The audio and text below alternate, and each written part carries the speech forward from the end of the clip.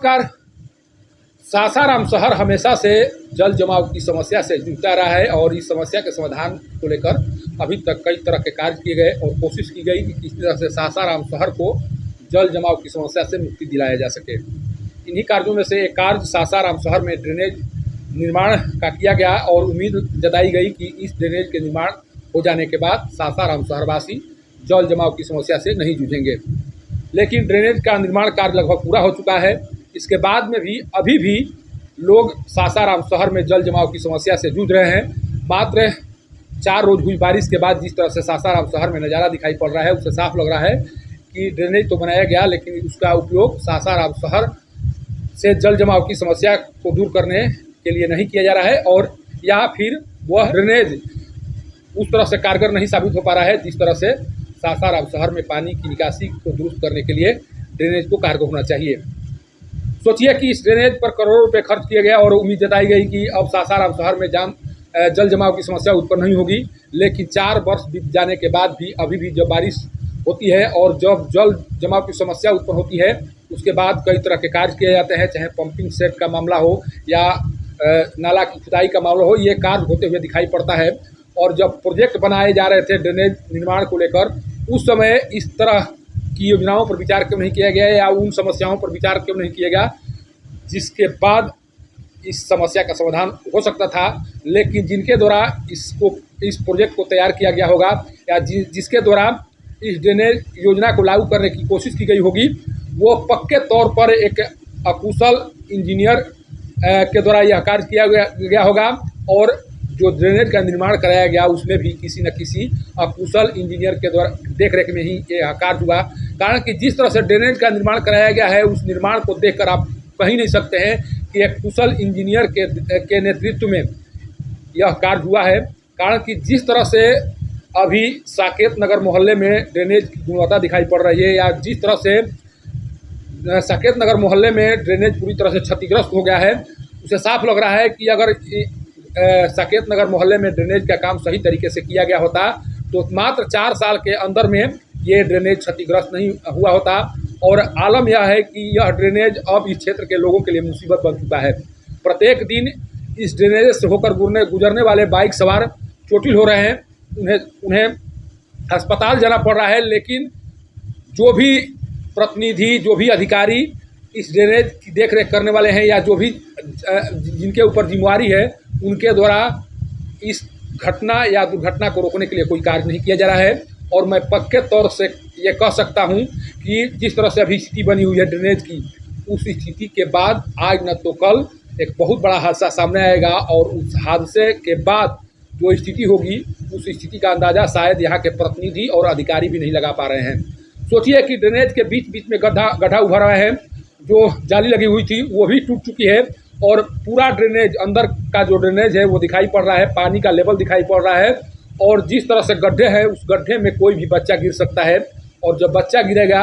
तब उस बच्चा को उस ड्रेनेज से निकालना मुश्किल हो जाएगा। कारण कि जिस तरह से कंस्ट्रक्शन किए गए हैं उस कंस्ट्रक्शन को इतना आसानी से तोड़ा नहीं जा सकता है या उसको उसके अंदर होल नहीं बनाया जा सकता है जिस कारण से बच्चा को बचाया जा सके और बच्चा उसमें जरूर दम तोड़ देगा। लेकिन इस समस्या के समाधान को लेकर अभी कोई कार्य नहीं किया जा रहा है। सोचिए कि किस तरह से इंजीनियरों के माध्यम से यह ड्रेनेज का निर्माण कराया गया और जब ड्रेनेज का निर्माण किया जा रहा था उस समय कैसे इंजीनियर इस कार्य को देख रहे होंगे या किस तरह से उनके द्वारा तकनीक का उपयोग किया गया है या किस तरह से उनके द्वारा ड्रेनेज की गुणवत्ता को बनाए रखने की कोशिश की गई, आप इस तस्वीर को देखकर समझ सकते हैं। सोचिए कि जिस समय ड्रेनेज का निर्माण कराया जा रहा था उसमें बुडको के एक सहायक अभियंता या एसडीओ के माध्यम से इसकी निगरानी की जा रही थी और कैसे उस अभियंता के द्वारा निगरानी की गई आप इस तस्वीर को देख कर समझ सकते हैं। कारण कि जिस तरह से लेवलिंग की गई है, इस ड्रेनेज का जो लेवलिंग किया गया है उस लेवलिंग को देखकर आप समझ सकते हैं कि इस ड्रेनेज के निर्माण कार्य में लगे इंजीनियर और इसके निरीक्षण में लगे इंजीनियरों के द्वारा किस तरह की पढ़ाई की गई है कि उनको लेवलिंग के कार्य तक की जानकारी नहीं है या अनुभव नहीं है, जिस कारण से आप साफ दिखेंगे कि जो पहले ड्रेनेज बनाया गया है और जो बाद में बनाया गया है दोनों में कितना अंतर है, कितना गैप है और उसी गैप के कारण प्रत्येक दिन यहाँ पर लोग घायल हो रहे हैं। जितेंद्र कुमार बुडको में पदस्थापित एक सहायक अभियंता हैं और उन्हीं के देखरेख में इस ड्रेनेज का निर्माण कराया गया था। सोचिए कि कितना बुद्धिमान वो इंजीनियर होंगे जिनके माध्यम से रिपोर्ट किया गया होगा इस ड्रेनेज का, और उन्हीं की रिपोर्ट के आधार पर जो कंपनी इस निर्माण कार्य में लगी होगी उसका भुगतान किया गया होगा। सोचिए कि किस तरह से इसमें जालसाजी की गई होगी, किस तरह से बड़े पैमाने पर इसमें भ्रष्टाचार किया गया होगा। अगर भ्रष्टाचार नहीं किया गया होता तो 4 साल में कभी भी यह डैमेज नहीं होता, और जो अभी स्थिति दिखाई पड़ रही है वो स्थिति दिखाई नहीं पड़ती। इससे साफ लग रहा है कि जिस कंपनी के द्वारा यह कार्य कराया गया और जिस इंजीनियर के द्वारा इसकी मॉनिटरिंग की गई, दोनों में मिलीभगत थी, और मिलीभगत के माध्यम से उस राशि की लूट की गई जिस राशि के माध्यम से सासाराम शहर के ड्रेनेज को दुरुस्त कर यहाँ की समस्याओं का समाधान कराने की कोशिश की गई। कहा जाता है कि जिस सहायक अभियंता या एसडीओ को इसकी देखरेख की जिम्मेदारी दी गई थी, उनके ऊपर नगर थाना में जालसाजी का आरोप लगाकर उनके ऊपर प्राथमिकी दर्ज की गई थी, और उसी प्राथमिकी के दर्ज होने के बाद उन्हें जेल भी जाना पड़ा था। आप स्क्रीन पर देख रहे हैं कि जो एफआईआर दर्ज हुआ और उस एफआईआर के बाद जो अंतिम प्रपत्र रिपोर्ट जारी किया गया पुलिस के द्वारा, उसमें जितेंद्र कुमार का भी नाम शामिल है और उन पर जो लगे आरोप हैं वो सही पाए गए हैं। जिस तरह से वो रिपोर्ट जारी किया गया है उस रिपोर्ट को देखिए, और उसमें उनका नाम है, और बाकायदा जो अनुसंधानकर्ता है उनके द्वारा कहा गया है कि नहीं, जितेंद्र कुमार उसमें शामिल थे, उनके द्वारा जालसाजी की गई और उनके जालसाजी के कारण जो कार्य होना चाहिए था वो नहीं हो सका। सोचिए कि जिस पर जालसाजी का आरोप लगा हो, जिसके कार्यों के विरुद्ध एफआईआर दर्ज किया गया हो, उसको अभी बुडको और नगर निगम में कई महत्वपूर्ण कार्यों की देखरेख करने की जिम्मेदारी दी गई है। सोचिए कि कभी भी घी का रखवाली बिल्ली नहीं कर सकती है, और एक बिल्ली को घी का रखवाली करने की जिम्मेदारी दी गई है, और कैसे उसके द्वारा सही तरीके से काम किया जाएगा आप सोच सकते हैं। जिस पर जालसाजी का आरोप लगा हो, जिसके ऊपर प्राथमिकी दर्ज की गई हो, जिसे जेल जाना पड़ा हो, और एक और मामला सामने आ रहा है जिस मामले में डीएम के द्वारा प्राथमिकी दर्ज करने का निर्देश दिया गया था, लेकिन अभी तक वो प्राथमिकी दर्ज नहीं की गई है। शायद उस प्राथमिकी को दबाने की कोशिश की जा रही है, या क्या मामला है कि क्यों डीएम के आदेश को दरकिनार करते हुए आज तक प्राथमिकी दर्ज नहीं की गई, इसके बारे में तहकीकात करना जरूरी है। और जो निर्माण कराया गया है ड्रेनेज का, उस ड्रेनेज निर्माण के कार्यों की जांच भी होनी चाहिए। कारण कि जिस तरह से अभी ड्रेनेज की स्थिति दिखाई पड़ रही है, उस स्थिति के बाद ये सभी लोग कह सकते हैं, एक अनभिज्ञ व्यक्ति भी कह सकता है कि एक ऐसे इंजीनियर के द्वारा इस ड्रेनेज का निर्माण कराया गया है जो चरवाहा विद्यालय का प्रोडक्ट होगा। कारण कि अगर चरवाहा विद्यालय का प्रोडक्ट नहीं होता, अगर वो कहीं सही